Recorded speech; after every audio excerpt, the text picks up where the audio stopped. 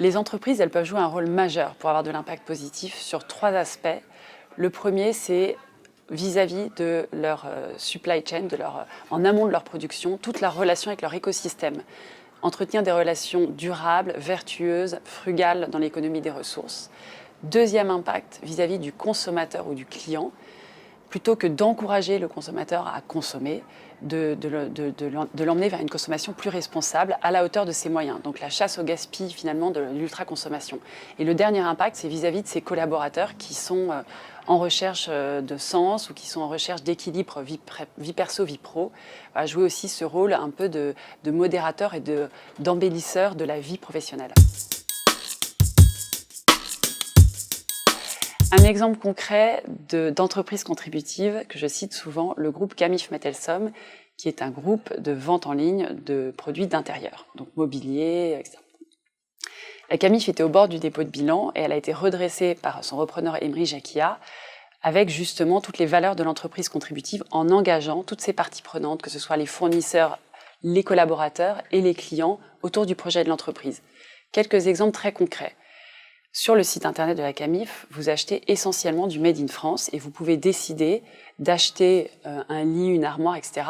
à proximité de chez vous. Donc vous réduisez les transports, l'émission de CO2.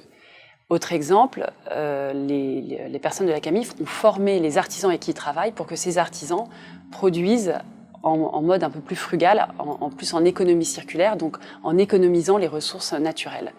Et le dernier exemple, les consommateurs sont aussi éduqués entre guillemets, puisque le jour du Black Friday, par exemple, il ferme son site internet en disant à ses consommateurs, n'achetez pas parce que ce sont les soldes, achetez parce que vous avez besoin d'acheter. Donc voilà, il évite la surconsommation qu'on voit au moment du Black Friday. Déjà, ouvrez votre réflexion à votre écosystème. Réfléchissez pas en huis clos entre vous au sein du COMEX. Travaillez sur les retours que vous font vos écosystèmes, c'est-à-dire vos collaborateurs. Donc, favorisez aussi la consultation de vos collaborateurs, évidemment vos parties prenantes, vos fournisseurs, vos prestataires, et également vos clients et le tissu associatif ou entrepreneurial qui gravite autour de votre entreprise. Donc ça, c'est hyper important parce que ça permet justement cette ouverture de l'entreprise sur son écosystème qui est si importante quand on parle de contribution.